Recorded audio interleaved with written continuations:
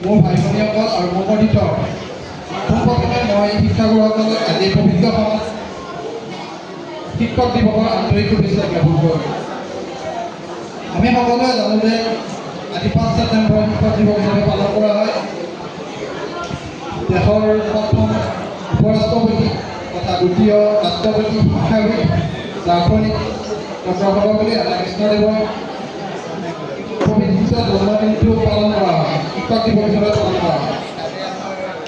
আমি সকলোৱে জনা উচিত যে আজি শিক্ষক দিৱসৰ দিনটোতে আমি শিক্ষকসকলক শ্ৰদ্ধা কৰাটো অতি জৰুৰী বুলি ভাবোঁ।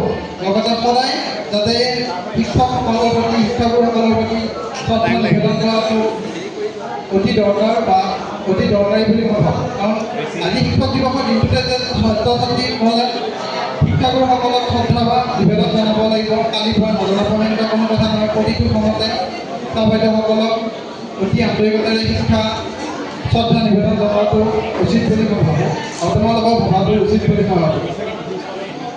শ্ৰদ্ধা শিক্ষাগুৰুসকলৰ স্থান মোৰ জীৱনত অধিক। তেওঁসকলে যি পোহৰৰ ঋণ দিছে মোক, সেইখিনি কেতিয়াও মই তেওঁলোকক সম্পূৰ্ণ কৰিব নোৱাৰিম। সদায় মই চিৰঋণী হৈ ৰ'ম তেওঁলোকৰ আগত। আজি এই পবিত্ৰ সময়ত তেওঁলোকক শিক্ষক দিৱসৰ আন্তৰিক শুভেচ্ছা জ্ঞাপন কৰি মই মোৰ চমু বক্তব্য সামৰণি মাৰিছোঁ। ধন্যবাদ।